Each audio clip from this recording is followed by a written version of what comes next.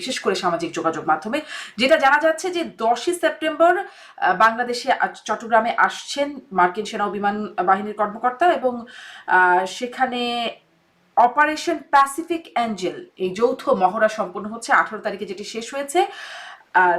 3টি C-130J super Hercules বিমানে করে তারা চট্টগ্রামে এসেছেন। এই খবরটা, এরকম খবর আমরা পাচ্ছি। এই যেটি বলছিলাম যে অনেক গুজব, গুঞ্জন, আশঙ্কা, আলোচনা চলছে এটি নিয়ে। আপনার কাছ থেকে আসলে, যেহেতু আপনি নিরাপত্তা বিশ্লেষক, বিশেষ করে এই খবরগুলোর প্রতি আপনার দৃষ্টি রাখেন আপনি, এবং আপনি চট্টগ্রামে আছেনও বটে, আপনি একটু যদি বলেন যে আসলে কি ঘটলো, আসলে অস্বাভাবিক কিছু ঘটলো কি যা আমাদের জানার বাইরে?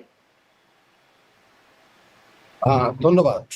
আসলে আমার ছবি কি ঠিকঠাক মতো হ্যাঁ, জি আসছে? জি, আমার তো আপনাকে আমরা ঠিক দেখতে পাচ্ছি। ঠিক।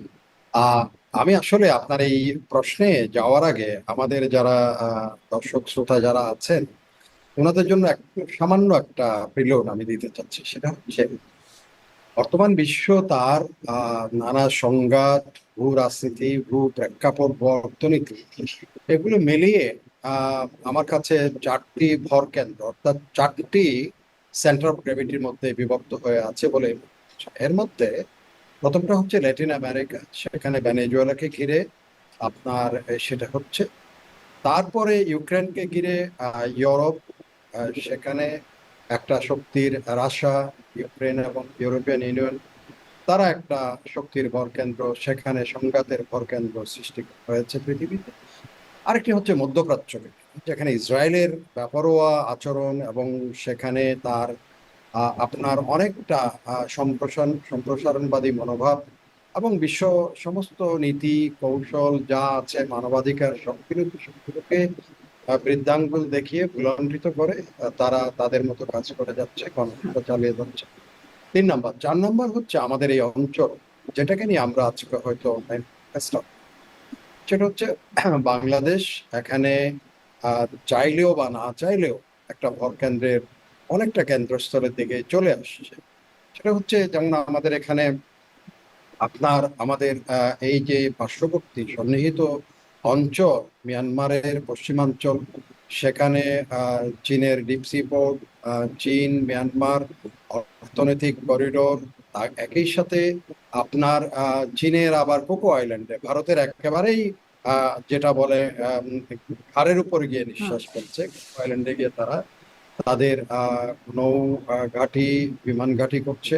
একই সাথে আবার ইন্দো প্যাসিফিককে ঘিরে, যেখানে ভারত, আমেরিকা, ব্রিটেন এবং অস্ট্রেলিয়া মিলে কোয়াড করেছে চীনের আগে বিরুদ্ধে গিয়ে একটা গাঠবন্ধন যেটাকে বলে সেটা তারা করেছে কোয়াড নাম দিয়ে। সেখানে আবার চীন সেটাকে আরো কিছুটা গিয়ে সামোয়াতে গিয়ে দ্বীপপুঞ্জে গিয়ে তাদের সামরিক অবস্থান জানান দিয়েছে।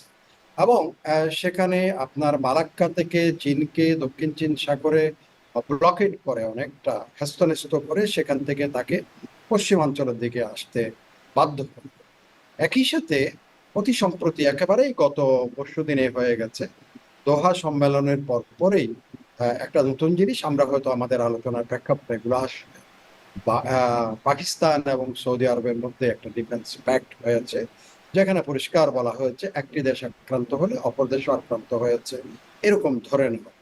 এই যখন পৃথিবীর বিভিন্ন যেটা সংঘাত প্রবণতা থেকে অর্থনৈতিক নিজেদের মধ্যে এক ধরনের আপনার যার যার প্রভুত্ব প্রতিষ্ঠা করার বা যার যার প্রভাব বিস্তার করার, এই সমস্ত কিছুকে নিয়েই এই পৃথিবীর ভরকেন্দ্রগুলি এখন সংঘাতের ভরকেন্দ্র এগুলো সৃষ্টি হচ্ছে। তা আমাদের এখানে যেটা হয়েছে তো সম্প্রতি, সেটা হচ্ছে কিছুটা এখানে অতি একেবারেই রয়টার্স এর একটা রিপোর্ট আমি কয়েকদিন আগেই দেখেছি। সেটা তারা বলেছে এখন বর্তমানের যে চীন এবং যেটা চীন আপনার সাংঘাই কোঅপারেটিভ সরি কোঅপারেশন কাউন্সিলের মাধ্যমে যেটা দেখিয়েছে, জানান দিয়েছে বিশ্বকে, এবং চীনের সেখানে দ্বিতীয় বিশ্বযুদ্ধের জয়লাভকরণের যে অনুষ্ঠান করেছে, সেখানে বিশ্বকে যে শক্তির মহড়া প্রদর্শন করেছে, সেখান থেকে আমেরিকানরা একটা বার্তা পেয়েছে যে পৃথিবীর বিভিন্ন যে নৌবন্দর বা সমুদ্র বন্দর যেগুলো আছে, বিশেষ সমুদ্র বন্দর কথা বলা হয়েছে, সেখানে তাদের অনেকগুলো দুর্বলতা তারা তাদের কৌশল গ্রহণে তারা বের করেছে। এবং তারা বলছে যে চীনের যে প্রভাব, সেটাকে যদি কাটেন করতে হবে বা সেটাকে কন্টেইন করতে হবে, ধরে রাখতে হবে, বা সেটাকে যদি আপনার একটা নির্দিষ্ট আপনার গণ্ডির মধ্যে আবদ্ধ করতে হয়, তাহলে পৃথিবীর বিভিন্ন অঞ্চলে যে সমুদ্র বন্দরগুলো আছে সেদিকে মার্কিন যুক্তরাষ্ট্রকে নজর তাহলে দিতে হবে। চীনের প্রভাব মোকাবেলায় কি এই এই উদ্যোগ যুক্তরাষ্ট্রের, সেটি একটু জানতে চাই। এবং আমি যে প্রশ্নটিতে গিয়েছিলাম সেটি একটু সুনির্দিষ্টভাবে আপনার কাছে জানতে চাই যে আপনি এই ঘটনা, যেটি আসলে তাদের যে আগমন, তাদের যৌথ সামরিক মহড়া, এর মধ্যে অস্বাভাবিক কিছু আপনি দেখেন কিনা? এটা হচ্ছে অস্বাভাবিক স্বাভাবিক দুটা দিক আছে। স্বাভাবিক দিক হচ্ছে এই যে যে কথা বলছি, ক্যাসিসি বলে একটা আছে যারা ঝুঁকি নির্ণয় করে, ঝুঁকি সম্বন্ধে অবহিত করে। তার যে প্রতিষ্ঠাতা ভদ্রলোকের নাম হচ্ছে রবার্ট পুলি। রবার্ট পুলি যেটা বলেছেন, একেবারে অতি সম্প্রতি রয়টার্স এর এটা রিপোর্টটা বেরিয়েছে, সেটা সিঙ্গাপুর ভিত্তিক এই থিঙ্ক ট্যাঙ্ক, তারা বলেছে যে চীন পৃথিবীর এখন 72টার মতো সমুদ্র বন্দরে তাদের প্রভাব বিস্তার করেছে। যদি একটা তাদের মধ্যে যে ট্রেড ওয়ার সম্ভাব্য যেটা হতে পারে বাণিজ্য যুদ্ধ, বা সেটাকে ঘিরে সত্যি সত্যি যদি কোনো ধরনের যুদ্ধ, বা তাইওয়ানকে ঘিরে যে যুদ্ধে যদি জড়ায়, বা ভেনিজুয়েলাকে, আমি এই জন্য ভর কেন্দ্রগুলোর কথা বললাম, ভেনিজুয়েলাকে ঘিরে সেখানেও চীন জানান দিয়েছে তাদের অবস্থা, সেগুলোতে ভেনিজুয়েলার বন্দরকে অবরোধ করা, তারপরে এখানে আমাদের এদিকে বন্দর, আমি তো বললামই যে একটু আগেই আপনার ইয়ার থেকে সরে আসা, তাদেরকে মালাক্কার দিক থেকে সরে, তারপরও সে বলছে, ক্যাসিসি বলছে, রবার্ট লুই বলছে যে এখানে 72টা বন্দরের মতো বন্দরে, পৃথিবীর বন্দরে চীন তার প্রভাব বিস্তার করেছে। যুদ্ধে সেখানে আমেরিকানদের যে সামরিক বাহিনীর জন্য যে রসদ যোগান দিতে হবে, সেই রসদ যোগান যদি দিতে হয়, তখন কিন্তু আমেরিকা ভীষণ একটা বেকায়দায় পড়ে যাবে, তার সৈন্যবাহিনীর রসদ সরবরাহ করতে পারবে না, কারণ চীন এখানে তার প্রভুত্ব ধরে রাখবে এবং সে এই বন্দরগুলিতে তারা এক ধরনের প্রভাব বিস্তার করে আমেরিকার জন্য একটা সমূহ বিপদের সৃষ্টি করে। এবার আমি আপনার এখানে আসি। স্বাভাবিক হচ্ছে সেই দৃষ্টিকোণ থেকে যদি মার্কিন যুক্তরাষ্ট্র বিবেচনা করে রাখে যে এই দক্ষিণ পূর্ব অঞ্চলে, এশিয়ায় চট্টগ্রাম বন্দর হচ্ছে, এটাকে আমরা বলি একসময় বহুদিন থেকে, এটাকে গ্র্যান্ড পোর্ট গ্র্যান্ডেও বলেছে পর্তুগিজরা, আরবরাও বলেছে, বা ইভেন কি চৈনিকরা এক সময় বলেছে it's a miracle, it's from sea and the water and the mist বলা হয়েছে, চট্টগ্রাম উঠে আসছে একটা প্রকৃতির এই বঙ্গোপসাগরকে ঘিরে, বা তাকে আবার গিয়ে ইন্ডিয়ান ওশানের সাথে লিঙ্ক করা, এগুলোর মধ্যে তার একটা বৈচিত্র্য আছে। একই সাথে আরেকটা জিনিস এখানে আমাদের মনে রাখতে হবে, সেটা হচ্ছে আমাদের একটা নতুন বন্দর হচ্ছে, এটা সমুদ্র বন্দর হচ্ছে চট্টগ্রামের অদূরে, তো মাথার বাড়ি, সেই বন্দরটার প্রতিও আমেরিকানদের এখানে একটা, যেটা যেহেতু এটা জাপানিজরা করছে, হয়তো আমাদের অনেক আলোচকরা এগুলো আলোচনায় আনতে চাচ্ছেন না বা পাচ্ছেন না। সেটা মাতার বাড়িকে ঘিরে কিন্তু আমেরিকানদের যথেষ্ট আনাগোনা সেখানে জি, আছে। আপনি আমাকে একটু সুনির্দিষ্টভাবে বলবেন মেজরিনদা, যে আসলে কি তাহলে চীনের প্রভাব মোকাবেলার কারণেই আমাদের মানে বাংলাদেশের চট্টগ্রামের সমুদ্র ঘাঁটি বা সেটি ব্যবহারের কোনো একটা মানে চেষ্টা, আপনি বলছিলেন চীন আসলে 72টির মতো দেশে এরকম তারা প্রভাব বিস্তার করছে সমুদ্র বন্দরগুলোতে, সেটির কি কোনো প্রচেষ্টা? ডেফিনেটলি সেই কথাটাই আমি বলছিলাম, আচ্ছা। তারা এই সমুদ্র বন্দর যেখানে যেখানে আছে, যেমন আমাদের চট্টগ্রাম বন্দর যেমন আছে, একই সাথে আপনি দেখবেন এদের এক্সারসাইজটা কিন্তু চট্টগ্রাম বন্দর নিয়ে কক্সবাজার পর্যন্ত, তো মাতার বাড়ি পরে মধ্যখানে মাগনাবা বলে একটা দ্বীপ আছে, যেখানে আমাদের আপনার সাবমেরিন ঘাঁটি আছে। হুম। তো এই অঞ্চলটাই ঘিরেই তাদের কিন্তু যত যেগুলো অ্যাক্টিভিটিস, আচ্ছা, তিনটা এই তো যে সিরিয়াল চীনের প্রভাব মোকাবেলায় যুক্তরাষ্ট্র যদি বাংলাদেশের সমুদ্র বন্দরকে আসলে কোনো রকম ব্যবহার করে, সেটি কি আমাদের জন্য সুখকর কোনো ব্যাপার, ভালো ব্যাপার? সেটা সেটা পৃথিবীতে কোনটা এখনো পর্যন্ত, আপনি যেমন ধরেন, আপনি মার্কিন যুক্তরাষ্ট্র সিঙ্গাপুরের কে একেবারে ধরতে গেলে তাদের নিজের বন্দরের ব্যবহার করে।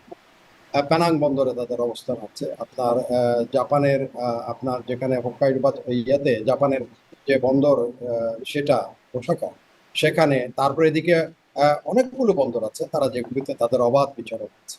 তো এখানে যদি আপনার এখন যে পরিস্থিতি যাচ্ছে, বিশেষ করে মিয়ানমার এবং সেখানে আহ, তাকে ভিত্তি করে, বিশেষ করে মিয়ানমারকে ভিত্তি করে, তো আপনার চকপিও ডিপসি চায়না, সেটার সাথে চট্টগ্রামের একটা সন্নিহিত অঞ্চল, এদের দুইটা একইভাবে লিঙ্ক আপ, কিন্তু দুটাই বঙ্গোপসাগরকে ঘিরে করছে। একই সাথে ধরেন আবার একটা জিনিস কথা উঠেছে, আমি এটাও হয়তো আলোচনায় আনবো, এই কয়েকদিনে আলো আজকে তো শেষ হলো, ওই তাদের এক্সারসাইজ সিএনজির শেষ হলো চট্টগ্রামে। বাট এই এক্সারসাইজকে মিলে এটা আমার এক ধরনের মনোবেদনা আছে। ভারতীয় বিভিন্ন মাধ্যমে, সংবাদ মাধ্যমে যেরকম বাংলাদেশকে নিয়ে, এক্সারসাইজকে নিয়ে, এমন কেউ কেউ এটাও বলছেন যারা খুব সুনামধারী, আমি নামগুলি বলতে চাচ্ছি না, তাদের অনেকের প্রতি আমার শ্রদ্ধা আছে। তারা আলোচনা করেন, তারা ভূ রাজনীতি বুঝেন, ভূ অর্থনীতি বুঝেন, ভূ কৌশল বুঝেন, কিন্তু যেভাবে বাংলাদেশের সার্বভৌম নিয়ে, বাংলাদেশকে নিয়ে যে তুচ্ছ তাচ্ছিল্যের কথাবার্তা বলছেন, সেটা কিন্তু এক ধরনের, এটা মার্কিন যুক্তরাষ্ট্রের সাথে এক ধরনের, চীন হোক সেটা না হোক, মার্কিন যুক্তরাষ্ট্রের সাথে একটা সার্বভৌম দেশ হিসেবে বাংলাদেশ সেনাবাহিনী বা বিমান বাহিনী বা নৌবাহিনী এক ধরনের মহড়া করতে পারে। এটা পৃথিবীর দেশে দেশে মহড়া, কিন্তু সেই মহড়াকে ভিত্তি করে আপনি যখন একেবারে একটা দেশের উপরে একেবারে অনাহুত, যেমন আমি নাম ধরে বলি, বিনা সিকরির মতো অ্যাম্বাসাডার ছিলেন, বাংলাদেশকে জানে। তারপরে ধরেন আপনার প্রফেসর, ওনাকে আমার অত্যন্ত চেলানি, আমি শ্রদ্ধা করি ওনার বক্তব্য শুনি। একই সাথে ওয়েরের করণ তাপা, ওনারা যেভাবে বক্তব্য রাখছেন, মনে হচ্ছে বাংলাদেশ পুরোপুরি এখন বাংলাদেশ আর নাই। এটা এখানে মার্কিন যুক্তরাষ্ট্র পুরো দখল করে ফেলছে, মার্কিন যুক্তরাষ্ট্রের ইশারায় সম্পর্কে এটা একটা এক্সারসাইজকে ধরেন 120 জন মানুষ যদি 100 জনে তারা মানে ভারতের যে দৃষ্টিভঙ্গি সেটি কোনোভাবেই আপনার কাছে যৌক্তিক বলে মনে হচ্ছে না। কিন্তু আপনি বলছিলেন যে বাংলাদেশকে ব্যবহার করার যে একটা ব্যাপার যুক্তরাষ্ট্রের, বাংলাদেশ এটি কেন দিচ্ছে? মানে চীনের প্রভাব মোকাবেলায় এই যুক্তরাষ্ট্রকে এই বিষয়টা কেন দিচ্ছে? আমাদের স্বার্থটা কি? না, সেটা হয়তো বাংলাদেশের সাথে তাদের সেরকম কোনো ধরনের, এটা তো ব্যবহার করতে দেওয়ার কথা। এখন তো জয়েন্ট এক্সারসাইজ, এটা তো সত্যিকারের যুদ্ধে ব্যবহার করতে দিবে কিনা সেটা তো কোনো চুক্তি বাংলাদেশের সাথে ডিফেন্স প্যাক্ট হয়েছে এটা আমি জানি না। ডিফেন্স প্যাক্ট না হওয়া পর্যন্ত অন্য দ্বিতীয় একটা, আমরা দুই পক্ষ, এটা যৌথ মহড়া, মনে রাখতে হবে এটা হচ্ছে যৌথ মহড়া। এটা অন্য কোনো দেশকে টার্গেট করে এখনো পর্যন্ত বলা যাবে না। এমনও হতে পারে যে বাংলাদেশ বলবে যে না, আমার বন্দর কাউকে আমি দিব না। যেমন বাংলাদেশকে আপনার ইন্দো প্যাসিফিক প্যাক্টে ঢোকানোর জন্য, ইভেন কি এই যে 4টা দেশের কথা বললাম, ভারত, মার্কিন যুক্তরাষ্ট্র, ইউকে, যুক্তরাজ্য এবং অস্ট্রেলিয়া, সেখানে বাংলাদেশের উপর একসময় প্রচন্ড প্রেশার ছিল এই যে ইন্দো প্যাসিফিকে জয়েন করার জন্য। আমেরিকানদের থেকে প্রেশার ছিল, ভারতের পক্ষ থেকে প্রেশার ছিল। বাংলাদেশ কিন্তু একটা স্বাধীন নীতি নিয়ে চলেছে, স্বতন্ত্র একটা ইন্দো প্যাসিফিক আপনার কৌশল বাংলাদেশ ঘোষণা করেছে, যায়নি শেষ। এখানেও যেটা আমি বলছি, এটা তাদের অবজারভেশন। এটা হচ্ছে যারা এই গোয়েন্দা এবং নীতি কৌশল সম্বন্ধে, ঝুঁকি সম্বন্ধে, এই ক্যাসিসি বলে যে প্রতিষ্ঠান আছে সিঙ্গাপুর ভিত্তিক, যার প্রতিষ্ঠাতা এবং বর্তমান প্রেসিডেন্ট হচ্ছেন রবার্ট আপনার পুলি। রবার্ট পুলির দৃষ্টিভঙ্গিতে মার্কিন যুক্তরাষ্ট্রে এই সব ঝুঁকিগুলো আছে। চীনের সাথে যখন কম্পেয়ার করে, এই ঝুঁকিগুলি মার্কিন যুক্তরাষ্ট্রের বিদ্যমান। সেই ঝুঁকিকে তারা হয়তো উত্তরণের জন্য কাজ করতে পারে, অথবা এটা আমাদের সাথে যৌথ মহড়ার একটা অংশ হতে পারে। জি জি, আমি দেখছিলাম গণমাধ্যমে এরকম খবর আসছে যে চট্টগ্রামে যুক্তরাষ্ট্রের সামরিক উপস্থিতি চোখে পড়ার মতো বেড়েছে, সমুদ্র বন্দর ও আশেপাশের ঘাঁটিগুলোতে বিদেশি নৌ চলাচল বেড়েছে, যেটি অস্বাভাবিকভাবে বেড়েছে বলে চট্টগ্রামবাসীও সেটি তাদেরও নজরে আসছে। আপনিও চট্টগ্রামে থাকেন এবং আপনি বিশেষজ্ঞ বটে, আপনার নজরে আসে বিষয়টি কি অস্বাভাবিক মনে হয়? এই গত 3 মাসের আপনি যে কথাটা বলছেন, যেটা সবারই নজর আসছে, সেটা আমাদেরও নজর আসছে। তিনটা এক্সারসাইজ হচ্ছে, এটা কিছুটা অস্বাভাবিক যে 3টা এক্সারসাইজ হচ্ছে। একটা হচ্ছে টাইগার লাইটনিং টাইগার, একটা হচ্ছে টাইগার শার্ক, আর একটা হলো সিএনজি। তিনটা এখানে যৌথ মহড়া হয়েছে। তো যৌথ মহড়াগুলোর মধ্যে যেমন ধরেন, যেখানে মেডিকেয়ার আছে, আবার ইভাকুয়েশন আছে, সেখানে আবার অ্যান্টি টেরোরিস্ট যেগুলি যুদ্ধ কৌশল সেগুলো আছে, জঙ্গল ওয়ারফেয়ারের কিছু কিছু বিষয় আছে সেখানে। আবার একই সাথে ইউনাইট টু সিভিল পাওয়ার কিছু কিছু গিয়ে, যেমন আনোয়ারাতে গিয়ে তারা হসপিটালে দেখভাল করেছে, দেখাশোনা করেছে, সেগুলো কি করে। হয়তো এমনও হতে পারে সন্নিহিত অঞ্চল, সেখানে হসপিটাল এটা প্রয়োজন হবে। সত্যিকারের যুদ্ধে যদি হয়, তখন একটা সাগর পারে যে কোনো হসপিটাল ইভাকুয়েশন এন্ড ট্রিটমেন্টের জন্য এগুলো দরকার। এগুলো হয়তো মহড়ার একটা অংশ, তারা সেখানেও গিয়েছে। এখন কথা হচ্ছে এটা নিয়ে, যেমন এটার আমি একটু বলি কেন আপনি যেটা দেখেছেন একবারে হই হই রই রই পড়ে গেছে, সেটা তো এমন অবস্থায় চলে গেছে। গত পরশুদিন দেখলাম এই যে ত্রিপুরার আপনার রাজার নাতি প্রদ্যুৎ মানিক, মাণিক্য বংশের অধস্তন পুরুষ, একেবারে পরিষ্কার মেইন স্ট্রিম পট একটা ইয়েতে বললেন যে ভারতের চট্টগ্রাম দখল করে নেওয়া অবশ্যই উচিত। একটা সার্বভৌম দেশ সম্বন্ধে একজন ভদ্রলোকের, উনি মনে হয় লেখাপড়া জানেন, কিন্তু যেভাবে উনি বললেন যে চট্টগ্রাম ইমিডিয়েটলি ভারতের দখলে নেওয়া উচিত, তাইলে পূর্ব ভারতের আর প্রফেসর ইনুজ যেটা বলেছেন যে এখানে আর তাইলে এই আপনার যে সাউন্ডটা একটু কমে যাচ্ছে বলে মনে হয়, এটা কি বাড়ানোর সুযোগ আছে? আমার আমি আরেকটু করাতে পারি, বাট আমার মনে হচ্ছে আমার ছবিটা ঠিক মতো যাচ্ছে কিনা আমি বুঝছি না, একটা ব্ল্যাক ইয়ে চলে না আসছে। না, আমি আপনাকে ঠিক দেখতে পাচ্ছি, আপনাকে আমি তাহলে দেখতে ঠিক পাচ্ছি। তাহলে ঠিক আছে, এখন কি আমার সাউন্ড নিশ্চয়ই এখন বোধহয় জি, ঠিক আছে? একটু বেটার। হ্যাঁ। এখন যেই প্রশ্নটা আসছে, আমি সেটা বলি তাইলে ওনাদের ইতিহাসের প্রেক্ষাপট একটু, আমি কেন বলছি এগুলি একটা জাতি হিসেবে আমাদেরও তো লাগে, যখন আমার দেশ সম্বন্ধে অন্য কেউ হুম। অ্যাজ এ সফরেন কান্ট্রি হয়তো একটা দেশের যৌথ মহড়ার সুযোগ সুবিধা আছে, অনেক কিছু আছে। আমরা এখন যদি ভারত এখন রাশিয়ার সাথে যৌথ মহড়া করে, চীনের সাথে যৌথ মহড়া হবে না, পাকিস্তান করছে, ওটা দেশ করছে, ওটা করছে, পাকিস্তান তো ডিফেন্স প্যাক্টে করে ফেললো সৌদি আরবের সাথে, যে if one country is attack then it will be consider that both the country are hmm. Under. তো এগুলো হতে পারে এইসব থেকে। এখন তার অর্থ এই নয় যে সেই দেশটাকে আমি যা তা বলে যাব, সেটা ওয়েট এন্ড সি হচ্ছে না জি, হচ্ছে ভারতের আবার সেখানে। কিছু পাল্টা এখানে পদক্ষেপের কথাও আমি গণমাধ্যমে দেখছিলাম, আপনার বক্তব্যের প্রেক্ষিতেই সেটা বলি, সেদিকে একটু আসি। মানে ভারতের প্রতিক্রিয়া জায়গাটাও আমি একটু বিশেষ করে কথা বলবো যে তাদের যে অযৌক্তিক প্রতিক্রিয়া আপনি বলছেন সেটি নিয়ে আমি একটু কথা বলবো। কিন্তু ওই যে মানে অস্বাভাবিক কিছুটা আপনিও বলছিলেন, তিনটি সামরিক মহড়ার মধ্যে হয়ে গেল, কিছুটা অস্বাভাবিকতা তো দেখেনি। আমি একটু এই ঘটনার মধ্যে কিছু বিষয় সুনির্দিষ্টভাবে জানতে চাই। এই যে সুপার হারকিউলিস যুদ্ধ বিমানে করে মার্কিন সেনারা আসলো, এই যুদ্ধ বিমানটা এটি আসলে এটি কি উদ্দেশ্যে ব্যবহৃত হয় বা কি কাজে, কি পারপাজে এটি ব্যবহৃত হয়? এটা এটা হচ্ছে একেবারে পুরোপুরি ক্যারিয়ার একটা, এটা কোনো ফাইটার এয়ারক্রাফট না, এটা বমারও, এটা বমও করে না, এটা ফাইটও করে না, ফাইটিং। এটা হচ্ছে ক্যারিয়ার, আপনি বহন করে নিয়ে আসছে, এবং এটা জাপান থেকে ফ্লাই করে আসছে।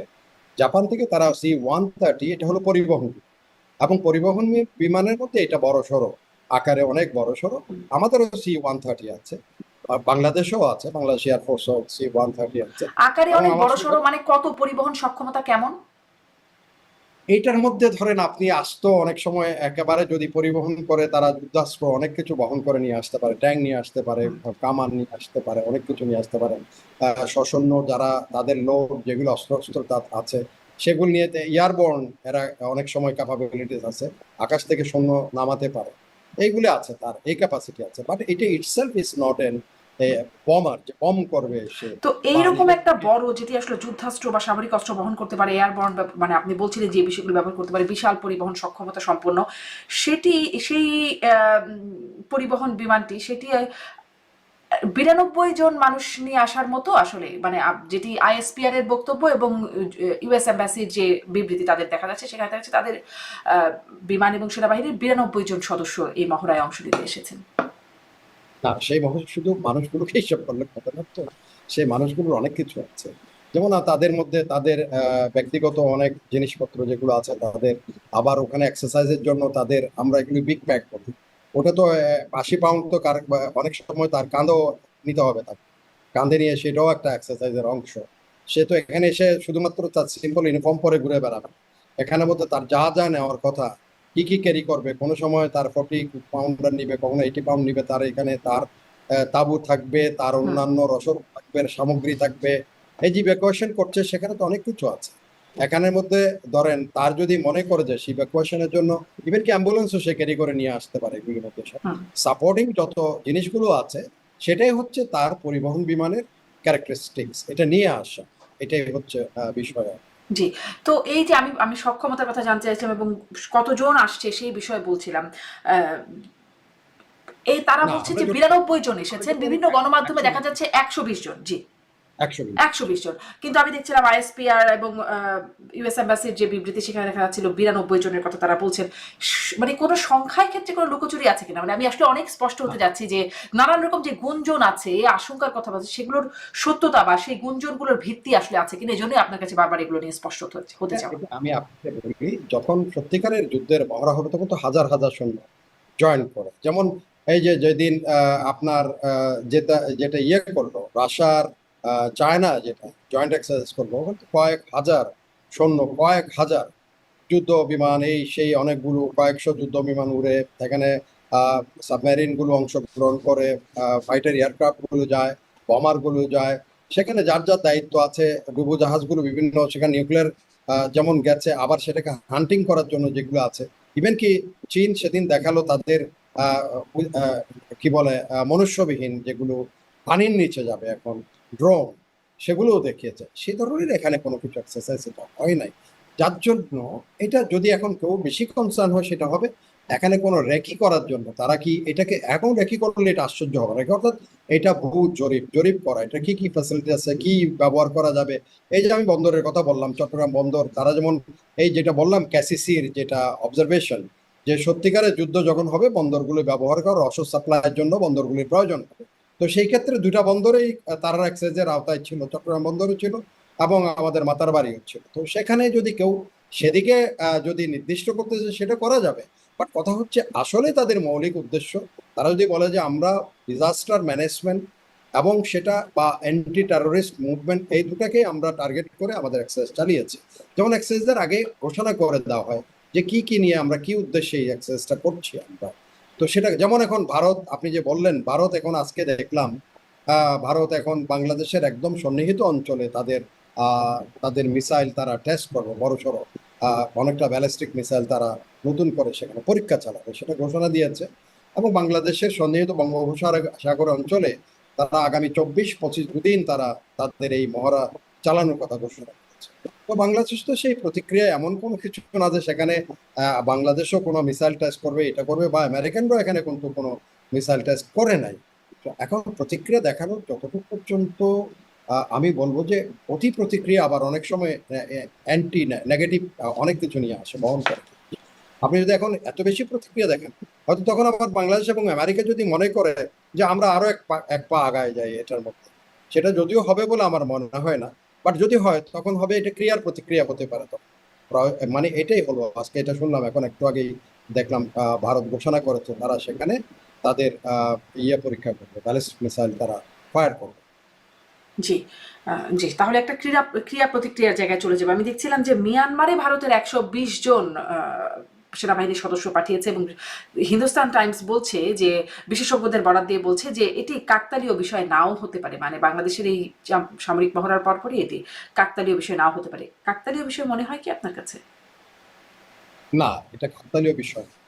ভারতের যেগুলো মেইন মিডিয়া যারা আছে বা তাদের থিঙ্ক ট্যাঙ্ক যাদেরকে আমরা মনে করি, তারা সবাই এটাকে যৌথভাবে বলছে ভারত এবং মিয়ানমারের জন্য এটা এক ধরনের আশঙ্কার সৃষ্টি করেছে এবং তারা আশঙ্কিত, এই এক্সারসাইজটা থেকে আশঙ্কিত।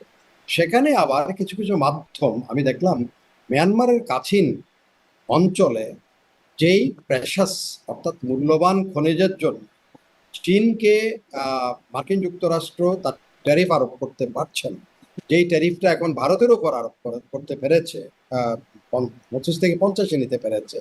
কিন্তু চীনের সাথে এত কথা, এই ট্রেড ওয়ারের কথা বলছি, এত কথা হচ্ছে, সেখানে চীনের উপরে সেই ট্যারিফ কিন্তু বাড়াতে পারে নাই। তার কারণ হচ্ছে চীন থেকে মার্কিন যুক্তরাষ্ট্র সেই মূল্যবান, যেগুলো অত্যন্ত মূল্যবান, এগুলো পৃথিবীতে খুব দুর্লভ, সেই খনিজ তারা নেয় সেখান থেকে সংগ্রহ। তো আমি যেটা দেখলাম একটা চ্যানেলে তাদের একটা ইন্টেলিজেন্ট রিপোর্ট, সেটা বলবো কাছিন অঞ্চলে, সেটা হচ্ছে আমি চেষ্টা করেছি গুগলে গিয়ে এই জিনিসটা কি আসলে বের করার জন্য। সেটা হচ্ছে রেডার্স বলে, তার রেডার্স, এটা হলো একটা খনিজের নাম।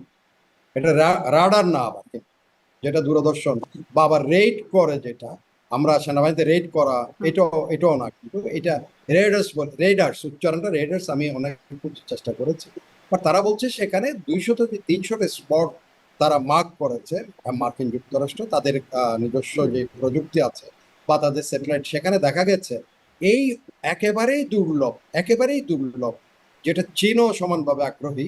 কাচিন স্টেটে এরকম 200 থেকে 300টা স্পট আছে যেখানে এটার মৌজুদ আছে। এবং এটা যেটা বলা হয়েছে সেখানে ওই রিপোর্টে, সেটা কনসেন্ট্রেট অবস্থায় পাওয়া যায় না। যেমন গোল্ড ধরেন বা অন্যান্য ইউরেনিয়াম বা অন্যান্য জিনিসগুলোকে অনেকটা কিছুটা কনসেন্ট্রেট অবস্থায়, এটা কনসেন্ট্রেট অবস্থায় চীন পায় নাই এ পর্যন্ত। বাট এটা কাচিন স্টেটে যেটা তারা ডিটেক্ট করেছে সেখানে 200 থেকে 250 জায়গায় কিছুটা কনসেন্ট্রেটেড অবস্থায় এই একেবারে অতি দুষ্প্রাপ্য হুম হুম বস্তুটা সেখানে আছে, সেটার উপরে এখন নজর আছে বিভিন্ন দেশের, এবং তারা সেখানে ভোলাটাইলিটি অস্থিরতা সৃষ্টির মাধ্যমে সেখানে এক ধরনের অপারেশন চালিয়ে সেগুলো দখলে নেওয়ার একটা প্রচেষ্টা আছে বলেও একটা হুম সন্দেহ করছে না। তো সেখানে সেটা যদি হয় তাহলে ভোলাটাইলিটি এখানে কিন্তু আরো বেশি করে হুম। মানে ব্যাপৃত ভূ হবে। রাজনৈতিক নানান রকমের সমীকরণ আছে, আসলে একটা বা দুইটা সমীকরণের জায়গা না, যা বোঝা যাচ্ছে জি। আপনার কথা শুনেও। আবারও একটু ওই ঘটনায়, মানে মার্কিন সেনা বিমান বাহিনীর বাংলাদেশে আসার ঘটনায় আরও যে বিষয়গুলো নিয়ে কথা হচ্ছে, যে তারা আসলে ইমিগ্রেশন ছাড়াই বা পাসপোর্ট পরীক্ষা নিরীক্ষা ছাড়াই মার্কিন সেনা এবং বিমান বাহিনীর সদস্যরা বাংলাদেশে প্রবেশ করেছে, এবং এই ঘটনায় বাসদ, বাংলাদেশের মূলধারার একটি রাজনৈতিক দল, তারা বিক্ষোভ প্রকাশ করেছে। সিপিবিও এটি নিয়ে বলছে যে এটিতে সার্বভৌমত্বের জন্য হুমকি। আসলে কি এরকমটা হয় যে সামরিক মহড়ার জন্য যারা আসছেন তাদের পাসপোর্ট বা ইমিগ্রেশন হয় না? এটা কি স্বাভাবিক? হ্যাঁ, এটা কিন্তু অনেক সময় হয়তো, এটা আমি জানি না, ওনারা যদি নিশ্চিত হয়ে বলেন তাহলে দ্যার ইজ এ ডিফারেন্ট। আর এটা যদি এরকম যৌথভাবে আসে, তাদের মিশন, তাদের যে এম্বাসি আছে, এম্বাসির মাধ্যমে তারা অথবা আমাদের ইমিগ্রেশন অথরিটির মাধ্যমে সেন্ট্রালি একটা দিয়ে তাদেরকে, তারা কিন্তু সিল করে নিতে পারে ইমিগ্রেশন, তাদের জন্য তাদের ভিসা, এগুলি সবগুলি সেন্ট্রালি কালেক্ট করে তাদের ওখানে তাদের যে ভিসা যেটা আছে সেটার মধ্যে ইমিগ্রেশন অফিসার, এই অফিসার এদের ছবি, এদের সবকিছুই তারাই কনফার্ম করে। হয়তো আমাদের যেমন নোট বারবার দেয়, ফরেন মিনিস্ট্রি থেকে নোট বারবার দেওয়া হয়, নোট বারবার দিলে এগুলি ইস্যু করে, তারা ধরে নেয় যে এটা সরকারিভাবে এই সমস্ত জিনিসগুলো করা হচ্ছে, এবং ওই নোট বারবারে তাদের পাসপোর্ট নাম্বার, তার সবকিছু ওখানে সবকিছু উল্লেখ থাকে। এই তো সেজন্য সেটা যদি করে থাকে, এটা ডিপ্লোম্যাটিক ওয়েতে বিভিন্ন প্রসেস আছে, সেসব প্রসেস তারা হয়তো কালকে দেখবেন যে এটা যদি বলে থাকে, দেখবেন আবার আইএসপিআর বলবে যে এটা ইমিগ্রেশন, এটা তাদের এম্বাসির মাধ্যমে তারা করে নিয়েছে বা তারা করেছে, ইমিগ্রেশন অফিসার করেছে, এবং সেটা তো না জেনে এখন বলা যাবে না। আর কি ধরনের, এখন তো আরেকটা জিনিস হয়েছে, যেমন ধরেন এনডিএ সাইন করেছে, আমরা জানি না এখন বাংলাদেশ নন ডিসক্লোজার একটা এগ্রিমেন্ট সাইন করেছে অতি সম্প্রতি। সেখানে যদি এই ধরনের কোনো সুযোগ রেখে থাকে, পারস্পরিক দুই দেশের সামরিক মহড়ার মধ্যে তাদের ভিসার প্রয়োজন হবে না, বা তাদের ইমিগ্রেশনের তাদের জন্য ওয়াইপ করা হয়েছে, তাইলে সেটা তখন এটা কিন্তু আর ডিসক্লোজ হবে না। তো এরকম ক্লজও কিন্তু থাকতে পারে। হুম হাজার হাজার সৈন্য যখন ইমিগ্রেশন ইয়ে করতে যায়, যৌথ মহড়া যায়, সেখানে কিন্তু এই ইমিগ্রেশন লাইন ধরলে 4 দিন 5 দিন চলে যাবে খালি এই কয়েক হাজার সৈন্যের ইয়ে করার জন্য। তো সেটা হতো সেন্ট্রাল কমান্ড আছে তাদের, বা এরকম, আমি যেটা এই যে হুম চীনের কথা বললাম, কয়েকদিন আগে মহড়া হলো সেখানে, তারপরে রাশিয়ান সৈন্যরা চলে হুম। আসলো কয়েক তার হাজার। মানে এরকম আসলে তো হতে সেটা পারে, তো নন ডিসক্লোজারের থাকতে মধ্যেও পারে, কিছু আছে কিনা, কোনো শর্ত আছে থাকতে কিনা পারে, এরকম। থাকতে পারে। জি, নট সেরকম শিওর, যেহেতু দ্যাটস দ্য ডিসক্লোজড নেক্সট। না। এই না, ডিসক্লোজড ডিসক্লোজ। না হওয়া অনেক কিছুই আসলে এরকম গুঞ্জন, গুজব, আশঙ্কা, আলোচনার জন্ম দিচ্ছে। আপনি নন ডিসক্লোজারের কথা বলছিলেন, কদিন আগেই আমরা খুব আলোচনা শুনলাম, করিডোর দেওয়ার ব্যাপারটায় আলোচনা আসলো, এবং তখনও কিন্তু পররাষ্ট্র উপদেষ্টা বলেছিলেন যে এই বিষয়ে কিছু শর্তাবলী নিয়ে আলোচনা হয়েছে, সেই বিষয়ে এখনই বিস্তারিত কিছু বলবো না, মানে তিনি সেই বিষয়ে তখন বলতে অস্বীকার করেছিলেন। পরবর্তীতে এটি নিয়ে যখন আলোচনা উঠলো, তখন আমরা দেখলাম নিরাপত্তা উপদেষ্টা তিনি বলে দিলেন, খলিলুর রহমান তিনি বলে দিলেন যে এটি আসলে এরকম কিছু হয়ই নাই, কোনো আলোচনাই নাকি হয় নাই, কিন্তু পররাষ্ট্র উপদেষ্টা বলেছিলেন নীতিগত সিদ্ধান্ত হয়ে গেছে। তারপরে প্রেস সচিবও বললেন এরকম কিছু হয় নাই, পরে বললেন আসলে এটা করিডোর, এটা মানবিক, শুধুমাত্র মানবিক কাজে, নানান রকম দিকে আর কি কন্ট্রাডিক্টরি কথাবার্তাও আসলো, যেটি আসলে ওই যে নন ডিসক্লোজারের মতোই মনে হয়, যে কিছু ডিসক্লোজ করা হচ্ছে না, কিছু আটকে রাখা হচ্ছে, এরকম বিষয়। সেটির কি কোনো প্রক্রিয়া এখানে বেগবান হচ্ছে, মানে এই সব ঘটনার মধ্য দিয়ে? যদিও বা এটা একটু বলি, এই কথাটাও মনে করিয়ে, মানে দর্শকদের উদ্দেশ্যেও বলি এবং প্রাসঙ্গিকভাবেই বলি, যে সেনাপ্রধান বলেছেন যে নো ব্লাডি করিডোর বিজনেস, এই কথাটা সেনাপ্রধান বলে মানে বলে রেখেছিলেন। তারপরে একটু জিজ্ঞাসা, কিছু কি এগোচ্ছে? জি, এটা আসলে নন ডিসক্লোজার এগ্রিমেন্টটা যখন সাইন হয়েছে তার আগের বিষয়, এটা হচ্ছে আর পর। এটা হচ্ছে, তারা বলছে ট্রেড নেগোসিয়েশন করতে গিয়ে, বাইলেটারাল ওই যে ট্যারিফটাকে নেগোসিয়েট করতে গিয়ে তাদেরই বাধ্য করা হয়েছে। হুম তো সেখানে সুযোগ আসলে আমি ওই কথাটা তো আসবো, ওই যে বললাম না, নর্থ সরি ল্যাটিন আমেরিকান, ওখানে একটা খুব ভালো গ্লোসারি আছে, সেটা হচ্ছে বানানা এক রিপাবলিক বলে একটা কথা আছে। এটা বিংশ শতাব্দীর শুরুতেই আমেরিকান এক ভদ্রলোক, লেখক ও হেনরি বলে ভদ্রলোক, এই বানানা রিপাবলিক কথাটা চালু করেছিলেন। সে বানানা রিপাবলিকের একটা অন্যতম বৈশিষ্ট্য হচ্ছে একমুখী একটা রপ্তানি দ্রব্য নিয়ে তারা সব সময় ইয়ে করে, মানে তারা লিড নেয়, সবসময় একটাই রপ্তানিমুখী এখন দেখা যাচ্ছে আমাদের এখন অলমোস্ট এই রেডি গার্মেন্টসের দিকে আমরা এই একটাই রপ্তানিমুখী পণ্যের দিকে বেশি করে ঝুঁকে যাচ্ছে, অনেকটা ও হেনরির বানানা রিপাবলিকের মতো। কারণ হচ্ছে কি, এটা পুরা নেগোসিয়েশনটা হয়েছে আপনার রেডি গার্মেন্টসকে ধরে। তো সেখানে অনেক কিছুকে হয়তো তারা এখন, যেহেতু আবার ওই যে বললাম এনডিএ, নন ডিসক্লোজার এগ্রিমেন্ট, তো the wall has to sides. আমরা দেওয়ালের একদিকে দেখছি, দেওয়াল ওই দিকেরটা কিন্তু আমরা দেখতে পাচ্ছি না, তো যেহেতু ঘোষণা করা হচ্ছে না।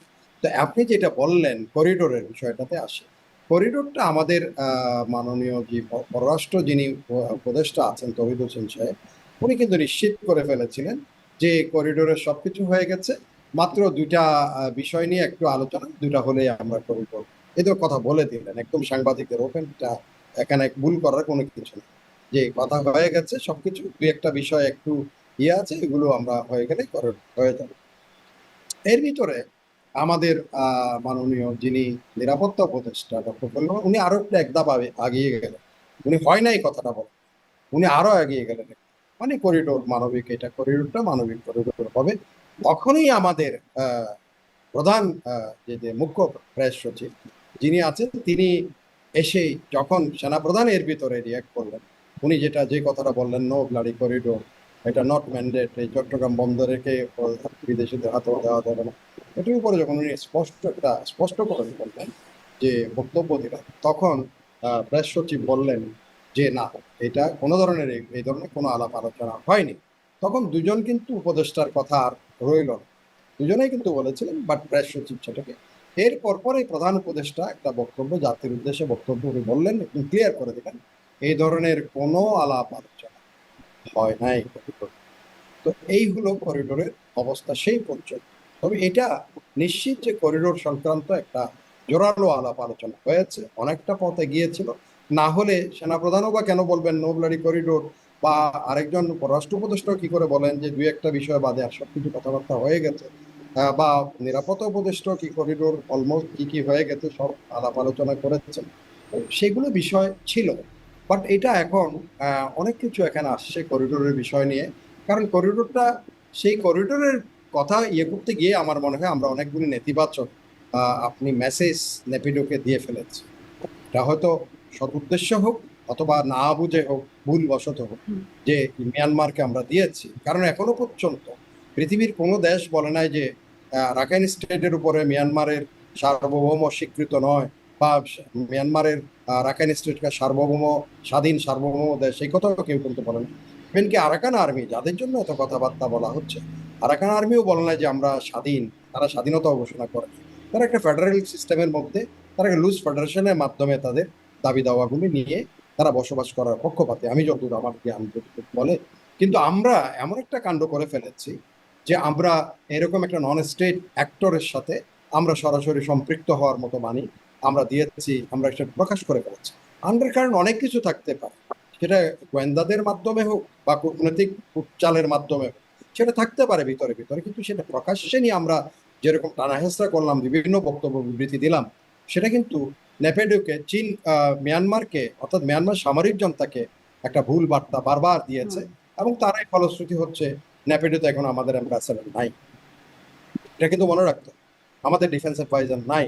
এই যে ক্রুশিয়াল টাইম, এই সময়ে যেখানে এবার জাতিসংঘে আলোচনা হতে যাচ্ছে রোহিঙ্গা প্রত্যাবাসনের বিষয়, আমাদের কক্সবাজারে গত মাসে, এই মাসের শুরুর দিকে আলোচনা হলো, আবার জাতিসংঘে হবে, আবার দোহাতে গিয়ে আলোচনা হবে, কিন্তু সেখানে যে যার গুতিয়ালি করার কথা, যেই দেশের সাথে আমার সম্পর্ক এই ঠিক করে তাকে প্রত্যাবাসিত করার কথা রোহিঙ্গাদের, সেই দেশের সাথে কিন্তু আমার এখন কূটনৈতিক পর্যায়ে একেবারে সর্বনিম্ন তলানিতে আমার অবস্থা। এই কথাটা আমাদের বিবেচনা রাখতে হবে। এটার কারণ হচ্ছে এই করিডোর নিয়ে বারবার নাড়াচাড়া করতে করতে করতে অনেকগুলো ভুল বার্তা আমরা কিন্তু মিয়ানমারকে দিয়ে বসেছি। পররাষ্ট্র উপদেষ্টা বলেছিলেন জাতিসংঘের তত্ত্বাবধানে হবে, এবং তারপরে আমরা এই সম্প্রতি দেখেছি জাতিসংঘের একটা অফিস ও কার্যালয়ও বাংলাদেশে ঢাকায় স্থাপিত হয়ে গেছে। মানে কিছু প্রকাশ করা হবে না, আবার অনেক কিছু ঘটছে, যার কারণে নানান রকম শঙ্কা বিদেশিদের কাছে যেমন ভুল বার্তা যাচ্ছে, আমাদের কাছেও বার্তাগুলো স্পষ্ট না।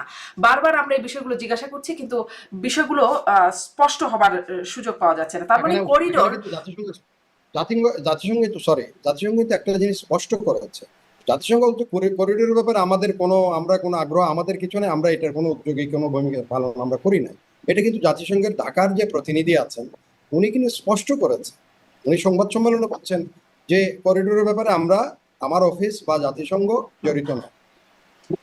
সুতরাং এখানে জাতিসংঘকে আর টানার কোনো সুযোগ রাখেন নাই জাতিসংঘের প্রতিনিধি, এখানে ঢাকার প্রতিনিধি।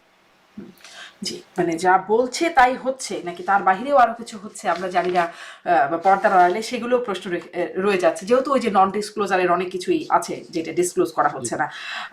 আরেকটু সেই ঘটনা নিয়ে আসি যে মার্কিন সেই সৈন্য এবং বিমান বাহিনীর সদস্যরা আসলেন 10 তারিখে, গোয়েন্দাদের সূত্রে বিভিন্ন জায়গা থেকে জানা যাচ্ছে তারা যাবেন 20 তারিখে। এর মধ্যে যৌথ মহড়াটা 14 তারিখ থেকে দেখলাম 18 তারিখ পর্যন্ত হয়েছে, 18 সেপ্টেম্বর পর্যন্ত। বাকি দিনগুলোতে তারা কি করছেন? তারা এখানে কালকেও দেখলাম কালচারাল প্রোগ্রাম করতেছে, এখানে খুব হই হই রই রই। একটা গান তো এরা ওদের মুখও কেমনে শিখে ফেলছে আমি জানি না। গতকালকে দেখলাম রেডিসনে ওই চট্টগ্রামের একটা গান, এটা বোধহয় আমি দেখলাম কত কত মিলিয়ন দেখলাম অলরেডি ভিউ হয়ে গেছে। আমিও খুব মজা পেলাম কালকে যখন আমেরিকান ওই যে বোধহয় এরা ম্যারিন কোরের হবে মেয়েরা, আর আমাদের এয়ারফোর্সের মেয়ে অফিসার এবং আমাদের এয়ারফোর্স 2-3টা ছেলে এত সুন্দরভাবে নিল ওই কালরুগেটটার কি বলে ওরে আল্লাহ, এটা নিয়ে সবাই যে কালকে প্রোগ্রাম করতেছে ওরা ওদের মতো এখানে হয়তো একটা তারা তাদের মতো জীবন এখানে বাকি সময় কাটিয়েছে। ওই যে আনোয়ারাতে গেছে, ওখানে গেছে, হয়তো অনেকগুলো জিনিস এই যে এটাতে মহড়ার মাঝে ফাঁকে ফাঁকে তারা যে ফ্রেন্ডশিপ বন্ডিং ডেভেলপ করা, এটাও কিন্তু একটা তাদের টার্গেট। এটাও একটা বিষয়। তো কালকে রাত পরশু রাত্রের প্রোগ্রামটা দেখে আমার মনে হলো they have given their focus or they have given the concept of that is attention to create bonding. এটাও দেখলাম, এটাও হয়েছে। এবং দেখলাম যে এমন না যে কারো মুখ কালো নেই, সবাই খুব স্বতঃস্ফূর্ত ভাবে খুবই হাসি খুশি এই যে এনজয় করছে, দেখলাম সেটা ভাইরাল হয়েছে। জি, কিন্তু এই যে মানে 10 তারিখ থেকে 20 তারিখ পর্যন্ত থাকবেন, 4 দিন তারা এই মহড়াটা পরিচালিত হলো, 14 তারিখ থেকে 18 তারিখ পর্যন্ত। বাকি দিন কি শুধু গান বাজনা বা আনন্দ করবার জন্য? না না, মহড়ার কতগুলি প্রিপারেশন থাকে। তারা ধরেন রেকি করে কোথায় কি কি করবে, কোথায় কি, এগুলো তো কিন্তু এগুলি শুধু যেদিন হঠাৎ করে মাঠে গিয়ে আপনি জানবেন না এখানে তাল গাছ আছে না আম গাছ আছে, কাঁটা বন আছে নাকি বাঁশঝাড় আছে, এগুলির জন্য তারা প্রচুর রেকি টেকি করতে হয়। কোথায় কি করবে, কোথায় কোন ক্যাম্প সেট করবে, কোনখান থেকে কি বেস থাকবে, কোনখানে তারা আহত হবে। এই যে ইভ্যাকুয়েশন যেগুলো দেখাচ্ছে, হেলিকপ্টারে করে নিয়ে আসতেছে, নামাচ্ছে, এগুলি কোন জায়গায় তারা আহত হবে, সে আহত হওয়ার ফিলটাও তাদের ক্রিয়েট করতে হবে।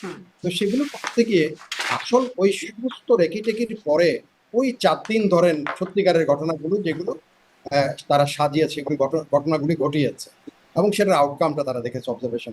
একদিন আবার ডিব্রিফিংও থাকে, তারা যেগুলি করে সেগুলোর মধ্যে কি ভুল ভ্রান্তি আছে এগুলো আবার আলোচনা পুরা দিন ভর, যে কে কোথায় কি ভুল করলো, কোথা থেকে এটা শুধরানো কি উচিত, বা কি এক্সারসাইজ পেপার যেটা ছিল সেটা অনুযায়ী ধরনের হয় নাই, কেউ বহন করতে পারে নাই, কেউ ওখানে তার যে ট্রেন্সে থাকার কথা ছিল সেই সময় তারা সেখানে পাওয়া যায় নাই, বা সেখানে গুলি করার পরে সে রেসপন্ড করে না, এগুলো অনেক কিছু এগুলি সময় কাটে। এটাকে আপনি হয়তো ওভাবেই আমরা ধরে নিতে পারি। আচ্ছা, একটু একটু সম্প্রতি আরেকটা ঘটনা ঘটে গেছে যার পরপরই এইরকম মার্কিন সেনাদের আগমন আর একটু বেশি আলোচনার জায়গা নিচ্ছে। এই যে গেল 31শে আগস্ট হোটেল ওয়েস্টিনে একজন মার্কিন স্পেশাল ফোর্সের সিনিয়র কর্মকর্তা, airborne commander inspector general terrace Arvel সম্ভবত তার নাম, হ্যাঁ, তার মৃত্যু হয়েছে। খানিকটা অস্বাভাবিক ব্যাপার সেটা, যদিও বাংলাদেশের পুলিশ বলছে এটি স্বাভাবিক, ময়নাতদন্ত ছাড়াই মার্কিন দূতাবাসকে সেই মরদেহ হস্তান্তর করেছে। তারপরে আর কোনো পক্ষ থেকে কিছু জানানো হয় নাই। তিনি কেন এসেছিলেন, একজন স্পেশাল ফোর্সের সদস্য, তিনি কি করছিলেন, কার সাথে দেখা করছিলেন, এই বিষয়গুলো এটি কি খুব স্বাভাবিক বিষয় বলে মনে হয়?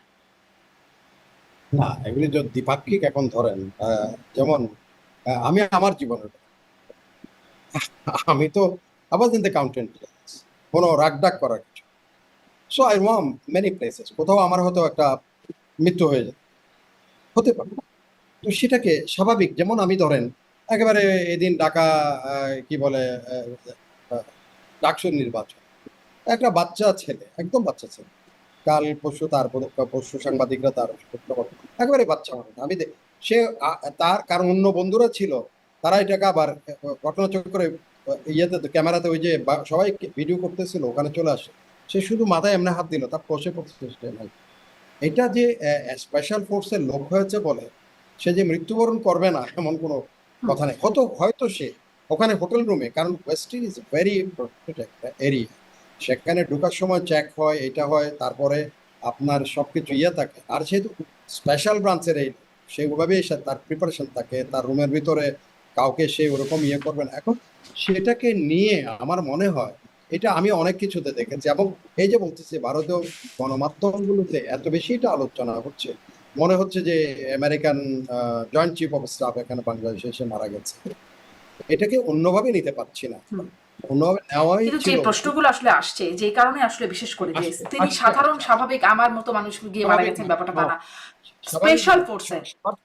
স্বাভাবিক নয় বলে হয়তো তাকে স্পেশালি পোস্টমর্টেম ছাড়াও হয়তো তারা নিয়ে গেছে। তাদের মধ্যে এরকম ওই যে আবার ঘুরে ফিরে আসবে এনডিএ, যদি এরকম কিছু থাকে আমাদের পারস্পরিক, তাইলে তুমি আমারও কিছু করবো না, আমি তোমারও কিছু করবো না, এরকম কিছু যদি থাকে, because it is not disclose, আমি আপনি এখন বলতে পারবো না যে তাকে কেন করা হলো। সে বলবে যে ওখানে তো আমার সাথে তার এগ্রিমেন্ট আছে, তো কি করা, তখন সেটা কিছু করার নেই। হুম।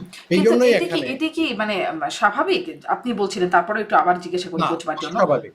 আপনি যখন কোনো আমাদের দেশে যেমন একজন নাবিকও যদি এখানে জাহাজে এই যে পানিতে পড়ে মারা যায়, ওই যে ওঠার সময় সিঁড়ি দিয়ে ম্যাক্সিমাম ক্যাজুয়ালিটিস হয় মানে কর্ণফুলী নদীতে, তারা যখন তাদের ওই জাহাজে ধরেন এক একটা 8-10 তলা কাছে থেকে মনে হয় যে মানে এটা একেবারেই মতো একটা স্বাভাবিক একটা রশি দিয়ে উঠতেছে, কিন্তু মাঝামাঝি যখন যাবেন, এবং I have the bitter experience, মাঝামাঝি যাওয়ার পরে আপনার মনে হবে যে এখন কি নেমে যাবো না, উপরে উঠতে গেলেও তো ভয় লাগতেছে, নিচের দিকে এটা একটা ডেঞ্জারাস। অনেক সময় নাবিকরা তাদেরও তো হয়তো তাদের প্রেশার বা মাথা ঘুরান বা যে কোনো কারণে হয়তো স্লিপ করে পড়ে গেল, আর সে উঠলো না, 2-4-5 দিন পরে তারে পাওয়া যায়, সেটা পোস্টমর্টেম করতেই হবে। যে দেশে যাবে এদেশ থেকে পোস্টমর্টেম রিপোর্টটা অ্যাকম্পানি করে যে তার মৃত্যুটা স্বাভাবিক, হুম। কারণ তার আত্মীয় স্বজন আছে, তার ইয়ে আছে, তারা যদি এখানে কেউ মেরে ফেলে তা his to be face the trial. এখন সেটার জন্য তার পোস্টমর্টেম রিপোর্ট দরকার। এখন তারা যদি দে আর কনভিন্স যে তার আমার এখানে তো এই ফ্লোরে কেউ আসে না আমাদের সৈন্যরা ছাড়া, কথার কথা ওই ফ্লোরটা তাদের বুক থাকে, এবং তাদের মধ্যে তারা যে মনে করে যে এই ফ্লোরে অন্য কেউ আসে, তাতে সিসিটিভি ক্যামেরা আছে, এবং এটা ক্লোজ একেবারে প্রত্যেকটা, ওখানে প্রত্যেকটা স্টেপ কিন্তু রেকর্ড থাকে। এই যে ওয়েস্টিন বলেন বা 5 স্টার হোটেলগুলি তাদের করিডোরগুলি এমনকি কতগুলো তো আছেই, আপনি যেই ফ্লোরে না আপনার রুম এই ফ্লোরে আপনি যেতেও পারবেন, হুম। Because is like that. সুতরাং এগুলি অনেক কিছু বিষয় আছে এখানে। আর যেহেতু এটা পোস্টমর্টেম হয় নাই, এই জন্য কথাগুলি আসতেছে, পোস্টমর্টেম হলে এই কথাগুলি আসতো না। জি, মানে পোস্টমর্টেম না হওয়াটাই একটা অস্বাভাবিক ব্যাপার, এবং তারপরে আর কেউ অস্বাভাবিক, কিছু জানালো না, অস্বাভাবিক। জানা গেল না। না, এটা এটা হয়তো তারাই বলবে না, যে তারা যদি বলে তাদের স্পেশাল ফোর্স, এটা হয়তো ওরা তো বলে নাই তাদের স্পেশাল ফোর্সের কিনা, আমেরিকা তো বলে নাই যে আমাদের স্পেশাল ফোর্সের এই সেই, কিছুই তো তার বলে নাই পরিচয়টা তারা। পাওয়া গেছে, কিছুই বলে, দ্যাট ইজ মোর ডিউবিয়াস আর কি। হুম। সেটা আরো বেশি করে জিনিসটাকে আরো বেশি মানে মানুষের মধ্যে সন্দেহটা বেশি রহস্যময়। জাগে। জি। যদি বলতো যে হ্যাঁ তার একটা পোস্টমর্টেম করে যে একটা স্বাভাবিক মৃত্যু হয়েছে, মানুষের মৃত্যু হতে পারে, অস্বাভাবিক তো কিছু না মৃত্যু হওয়াটা, মৃত্যু হয়েছে বলতে পারে, বাট এটা পোস্টমর্টেম না করে তারা নিয়ে যাওয়া, এবং সেটা ধরেন আমাদের আহ, অনেকটা আমাদের আমি বলবো যে কর্তৃত্বকে অনেক সময় চ্যালেঞ্জ করে, যে কেন আমার দেশের নিয়ম হচ্ছে তুমি যে কেউ মৃত্যুবরণ করবে অস্বাভাবিক হলে সেটা তার পোস্টমর্টেম হবে, জি, তো স্পষ্ট। পোস্টমর্টেম না মানে এটা হওয়া একটা মানে অস্বাভাবিক ঘটনা, এবং এটাকে একটা কর্তৃত্বকেও যে একরকম চ্যালেঞ্জ করে আপনি বলছেন। এই জি, জি, কর্তৃত্বের জায়গাটায় অনেকেই এই ঘটনায় প্রশ্ন তুলছেন। এই যে যৌথ মহড়া, তাদের আগমন, এই আগমনের প্রক্রিয়া, তাদের থাকা, অনেকে বলছেন যে হোটেল রেডিসনে তারা তাদের নাম, তথ্য, সঠিক তথ্য সেটি মানে না দিয়েই তারা মানে সেই সম্পর্কিত কোনো তথ্য নেই হোটেল রেডিসনের কাছে, এইরকম খবরও বেরিয়েছে। এই সম্পর্কে কি কিছু জানেন যে হোটেল না, রেডিসনে? আমি বলি এটা আমি একেবারে যারা করেছে এটা খুব ভালো উদ্দেশ্যে যে করেছে সেটা নয়, তারা যখন লবিতে সেগুলো ভিডিও করে তার মধ্যে সেসব সোশ্যাল মিডিয়াতে ছেড়ে দিয়েছে, বলা হচ্ছে এরা কোনো চেক ইন না করে, তো চেক ইন না করলে তাদের রুম তো আছে, প্রত্যেকের নামে রুম আছে, এবং সেই রুমগুলো এই আমাদেরও গেস্ট আসলে আমরা বুক করে রাখি, যে গিয়ে আগে বুক করা থাকে, হুম। গ্যাস দিয়ে বলে আমার এত নাম্বার রুম, এই আমার, ব্যাস শেষ, ফিনিশ। ওরা আবার করে কি, ধরেন তাদের প্রোটোকল অফিসার আছে, প্রোটোকল অফিসার প্রত্যেকের ফর্ম ফিল আপ করবে, তার পাসপোর্টের ছবি তাদের হোটেল কিন্তু কর্তৃপক্ষ এই দিয়ে রাখে। প্রক্রিয়াগুলো মানা হয় নাই, বা এই প্রক্রিয়াগুলো করা হয় নাই বলে এটা বলা হচ্ছে। এটা এটা এটা যেহেতু এটা নিশ্চিতভাবে, আমি যেহেতু এটা কখনো তাদের হোটেল কর্তৃপক্ষের কথা বলি নাই বা আমেরিকান, এটা আমার মনে হয় এটা খুব বেশি সিরিয়াস কোনো বিষয় হতে পারে না। যখন যৌথ মহড়ার মধ্যে এই লোকগুলি আসছে, তারা সেন্ট্রালি হয়তো তাদের চেক ইনটা সেন্ট্রাল, তারা সব কাগজপত্র দিয়ে রেখেছে, হয়তো আমি জানি না বলে আমি বলে দিচ্ছি। এখন জি হোটেল জি কর্তৃপক্ষ মনে করে যে এই তো তাদের সবারই এই কাগজপত্র আছে আমাদের হুম, কাছে, আমরা তো মেনে চলছি, সবকিছু করেছি, তখন কিন্তু আবার এটার কোনো যুক্তি থাকবে না। জি যেমন আমি বলি, কিছুদিন আগেও তো ওই যে আপনার প্রোগ্রামেই করলাম, এখন দেখেন এই কোয়ার্টার মাস্টার ইয়েকে নিয়ে কি ধরনের, তাকে হাউস অ্যারেস্ট, তা বন্দি, তার ওই সেই সেই রীতিমতো এখন অফিস করতেছে, প্রত্যেকদিন অফিসে যাচ্ছে, হাসি খুশি খেলতেছে। তো ভাগ্য ভালো যে আমি যদি আপনারা বলে ফেলতাম যে হ্যাঁ ওরা যা বলেছে এটা সত্য, তাইলে বুঝেন এখন ওই আপনার অনুষ্ঠানের যে ক্রেডিবিলিটি আছে। দেখেন আমি আপনার অনুষ্ঠানে এভাবে বলছি না, আমি সবারই বলি, আপনার প্রশ্নের বা আপনার অনুষ্ঠানের যে মান, সেটাকে দুইটা মানুষের উল্টাপাল্টা কথা দিয়েই কিন্তু শেষ করা যাবে। আজকে দেখেন যে মিডিয়াগুলো এখন বলছিল, ভারতের যারা বলছিল, আমি তখনই আপনাকে বলছিলাম যে তার যে এই এই এই যেমন আপনি বলছিলেন ইয়ের কথা, একটা ইয়ের ভারতের একটা পত্রিকার কথা বলছিলেন, যারা অত্যন্ত গুণী বা অত্যন্ত তারা কুলীন, তারা সত্যকে সবসময় জজবাজি করে। আমি তারপরও বললাম যে যদি ভূমিকম্প হতে পারে, না হলে কি করবেন, তা প্রেডিকশন করতেছে। এবং সেটা বললাম যে না, তার এই ব্যাপারে কোনো কিছুই হবে, এবং সত্যি সত্যি সে এখন উনি দিব্যি উনার অফিস করতেছেন, কনফারেন্স করতেছেন, সবকিছু করতেছেন। এখন যদি আমি আপনি সেদিন বলে দিতাম যে না, আমাদের যারা শ্রোতা আছেন, এই যে আপনার লক্ষ লক্ষ যারা শ্রোতারা আছে এখন শুনে আমাদের অনুষ্ঠান, তারা বলতো যে আরে দূর ভাই, মেজর ইমদাদের প্রোগ্রাম শুনে লাভ নাই, সেদিন এই তো কি ফালতু কথা বলছে, বা শারমিনের অনুষ্ঠানে এই ধরনের কথা হয়।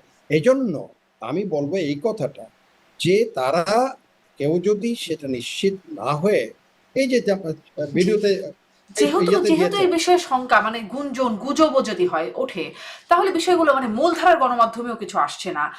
কোথাও এটি মানে এটা নিয়ে কোথাও লুকোচুরি হচ্ছে বলে মনে হয় কিনা পুরো প্রক্রিয়াটা নিয়ে, কারণ এটা নিয়ে প্রশ্ন কেন উঠছে, হয়তো এটার একটা কারণ হচ্ছে এই শেখ হাসিনার সরকার পতন, তার আগে থেকেই শেখ হাসিনা নানা বক্তব্য যে এখানে মার্কিন ঘাঁটি করার চেষ্টা হচ্ছে, আমি যদি সেন্ট মার্টিন দিয়ে দিই আমি ক্ষমতায় থাকতে পারবো, খ্রিস্টান রাষ্ট্র বানানোর প্রক্রিয়া, মানে এই কথাগুলো তিনি বলেছেন যে এটা করতে পার, এবং পতনের পরেও তিনি বলেছেন এগুলো করিনি বলেই আমি ক্ষমতায় থাকতে পারিনি।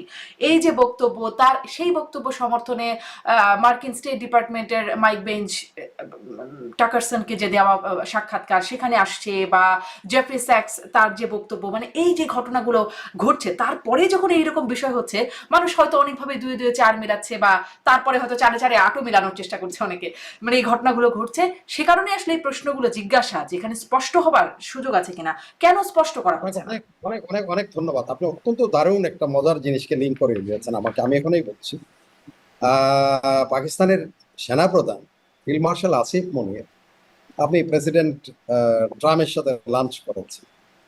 এটা সারা পৃথিবীতে একটা একটা আমি বলবো সপ্তাহ আশ্চর্যের একটা আশ্চর্য।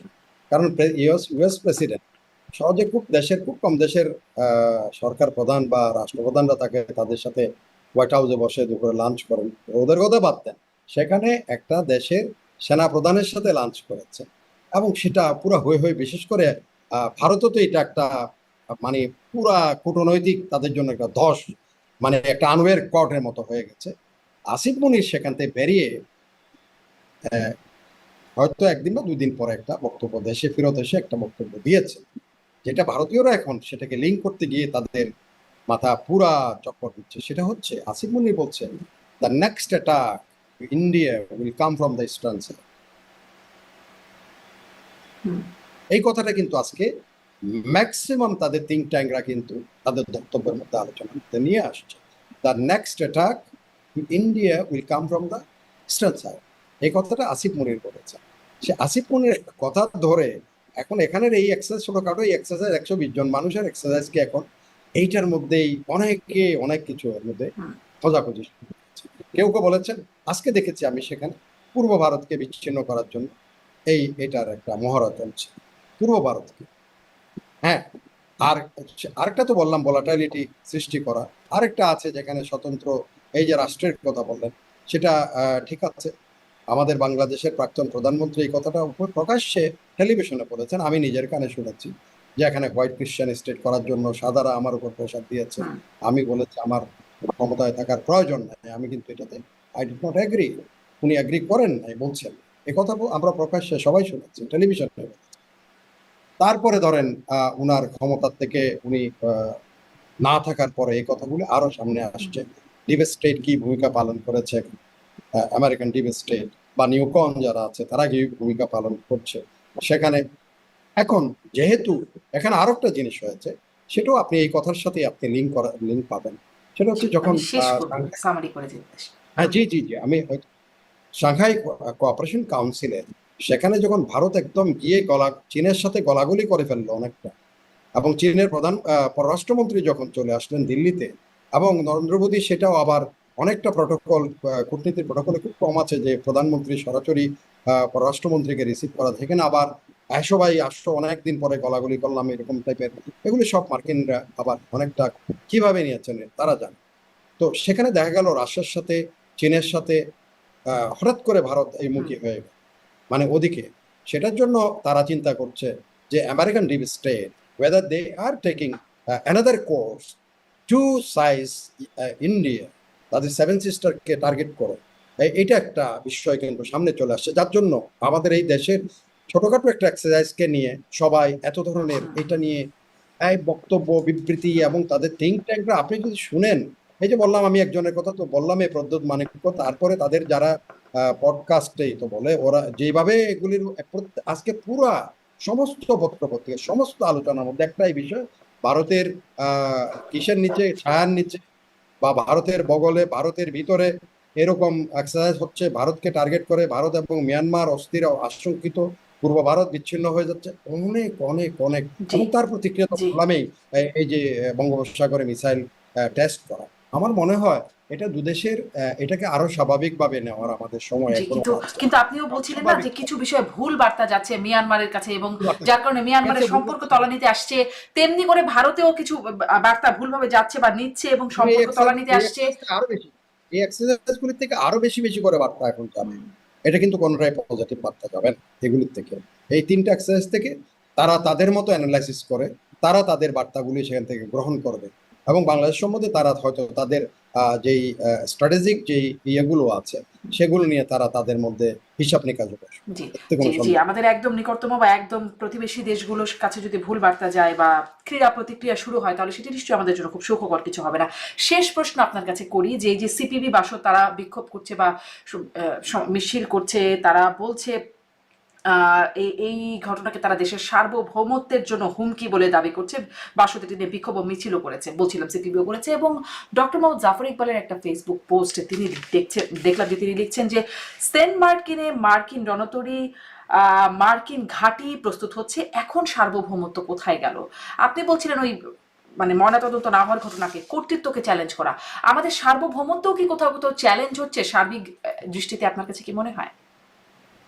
প্রথমত আমি বলবো যে দুইটা দেশের সামরিক বাহিনীর মধ্যে যে কোনো সময় একটা, এটা যদি পারস্পরিক বোঝাপড়ার সাথে, পারস্পরিক ভূ রাজনীতির কৌশলগত কোনো কারণে এটা যৌথ মহড়া হতেই পারে, শিকার কোনো শেষ নাই। সামরিক আমাদের উপরে তো থ্রেট আছে, বাংলাদেশের উপরে বিভিন্ন ধরনের থ্রেট থাকতে পারে। আমাদের অনেকেই বলে এই যুদ্ধ লাগলে ওই দেশের সাথে তুমি কয় মিনিট থাকতে পারো, কয় দিন থাকতে পারবা, ওদিন থাকতে পারবো।